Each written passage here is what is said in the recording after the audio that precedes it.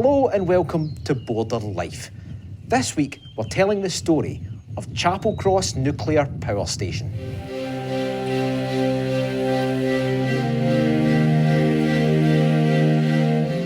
In 2007, the four cooling towers that had dominated the skyline of Annandale were demolished in a controlled explosion.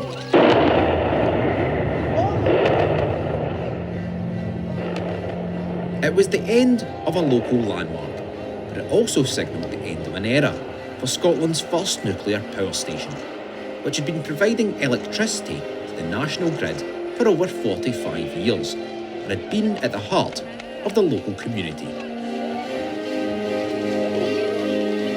At a time when the powers that be are deciding what to do with the vast Chapelcross site, we've been allowed to go inside its mighty structure to find out about its groundbreaking past and look to its future.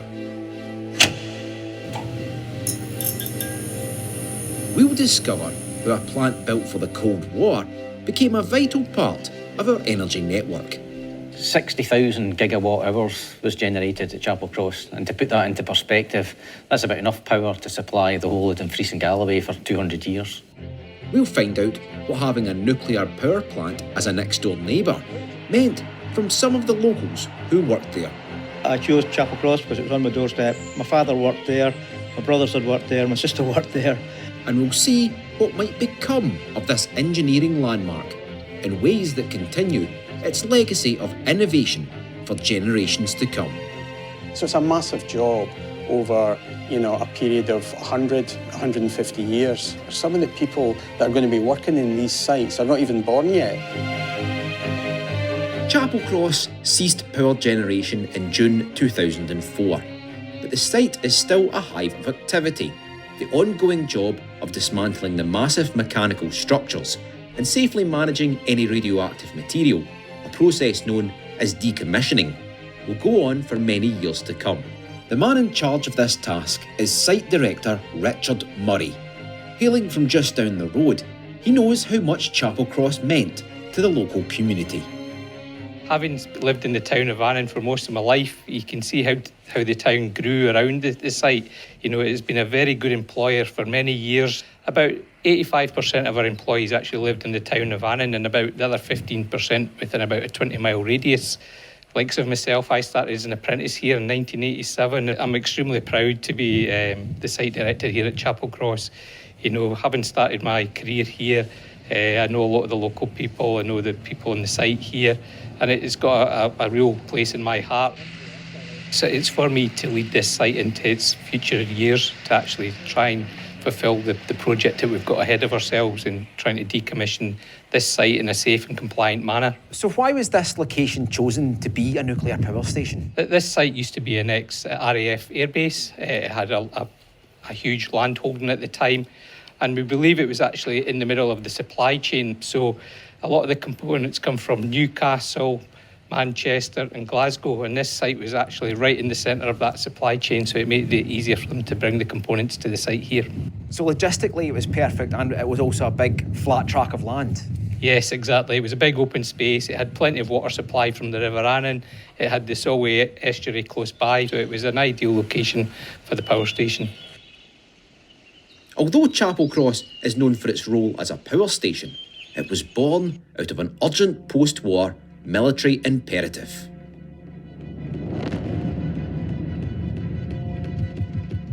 In the 1950s, the Cold War between East and West focused politicians' minds on the threat posed by nuclear weapons.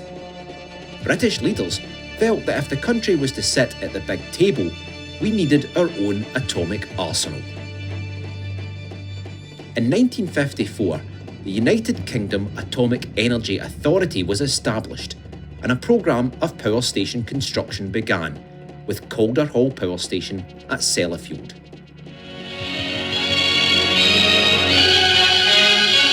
History is made at Calder Hall, the first large-scale nuclear power station in the world, when the Queen arrives to throw the switch that will send its output flowing into the national grid. It would produce weapons-grade plutonium with electricity as a byproduct.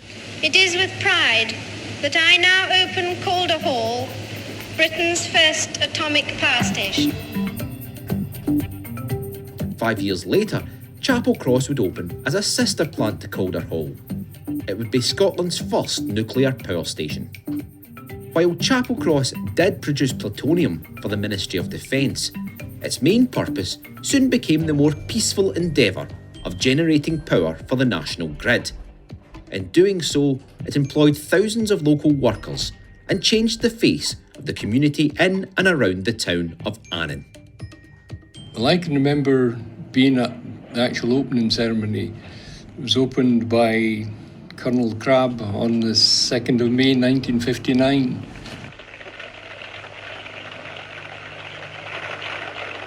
And the next year I applied for an apprenticeship there and was successful in starting there in September 1960. We needed some form of industry, and to get something on the doorstep that was going to employ probably more than 1,000 people, and probably employed a lot more of that in the construction, it was a boon for the town. At the time, in the 70s, apprenticeships were the thing to go for, really. I was never one that was going to end up in university. I chose Chapelcross because it was on my doorstep. My father worked there, my brothers had worked there, my sister worked there.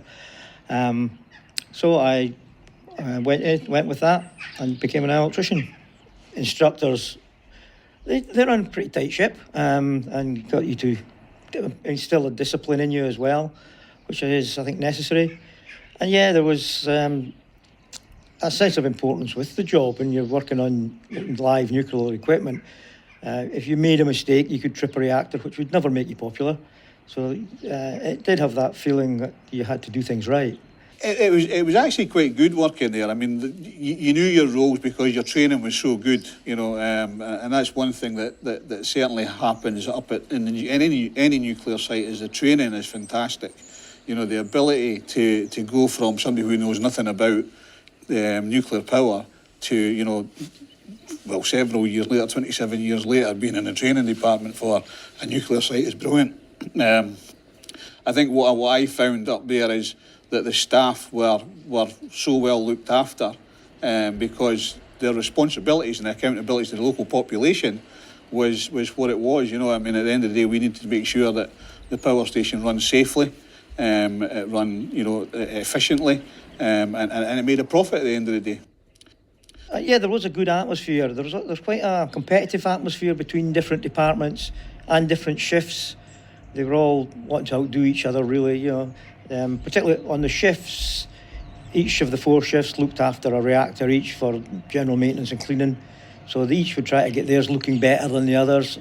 If you sort of live in an area where there's a nuclear power station, you get used to it. We had a lot of support from the local community. You know, the workforce ourselves, when they weren't at work, they were doing things like Scouts, Boys Brigade, Army Cadet Force. You know, they were doing local football teams, they were training young kids, you know, and things like that.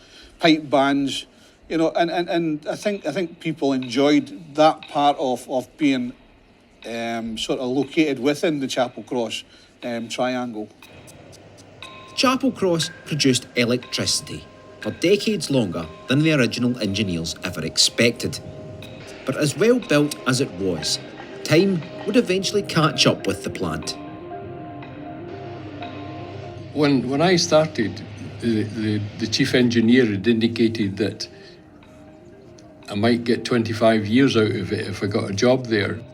And for it to extend and extend and extend, it was certainly a blessing for the people who worked there.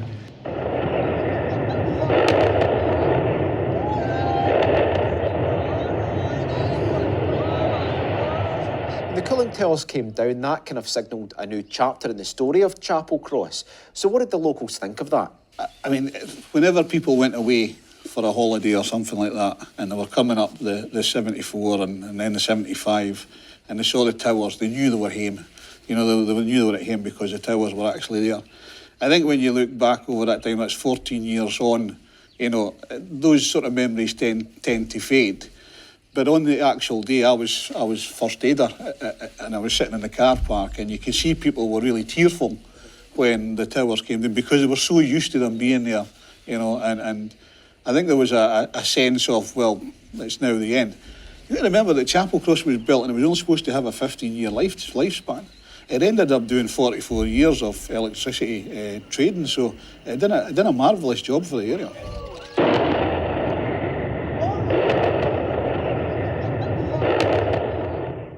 Our major concern was that they were going to come down and not harm the reactors.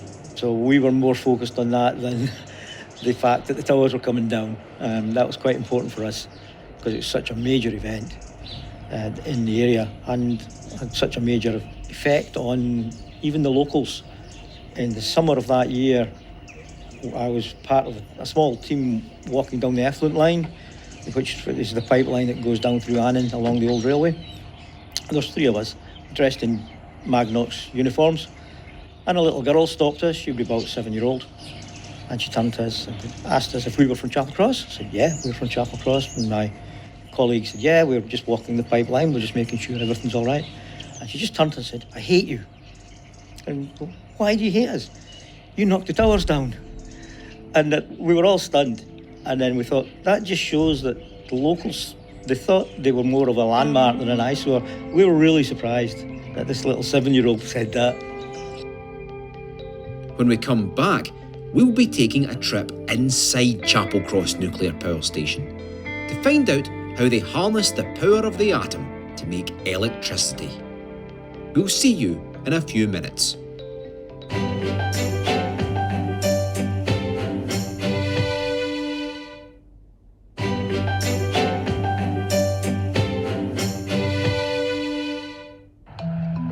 Welcome back to Border Life, where we're exploring Chapelcross Nuclear Power Station.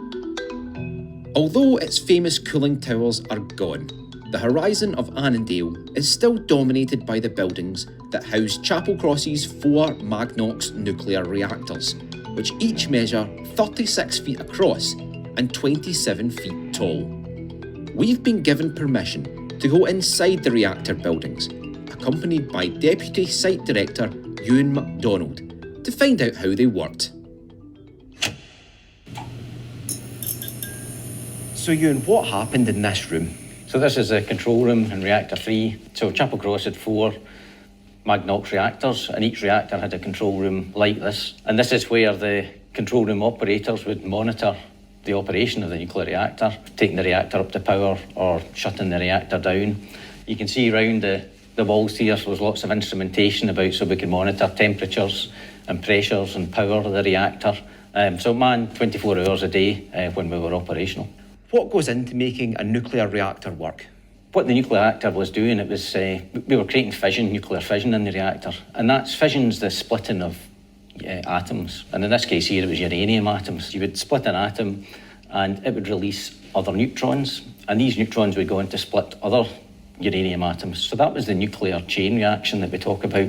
So this was a typical fuel element in these reactors. This is a Magnox fuel element, and the fuel was natural uranium, and that was in rods. So rods about so long, so the rods would be in, this is an empty can that would be in, and there was over 1,000 channels in the reactor stacked with these elements.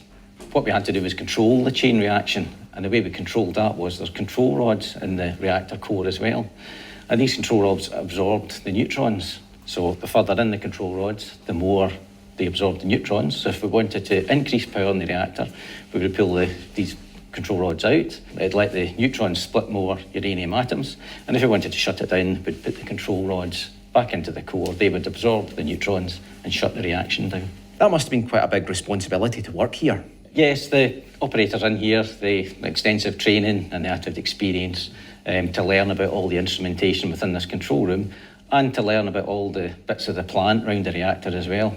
So say we're just in the control room, but all throughout this building there's various pumps and blowers and motors, and they had to go around and understand how these operated so that when they were doing their rounds in the plant, they knew what to expect when they were checking their readings to ensure that the plant was operating as expected. The technology we can see around about us, that was cutting edge at the time, wasn't it? It was cutting edge. 1959 is when we started generating electricity. What this resulted in is there was a whole fleet of Magnox reactors built following these reactors here and at Calder Hall at Sellafield.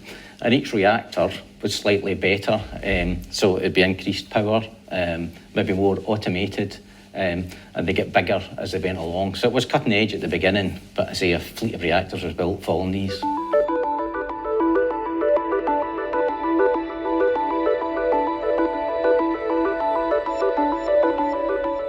So Ewan, this is where the power's actually made, isn't it? That's right. So this is where the steam came across from the reactors, and the steam went through the turbines here, turned the turbines and turned the alternators, and it was the alternators that generated the electricity. So we've got 8 30 megawatt sets in this turbine hall.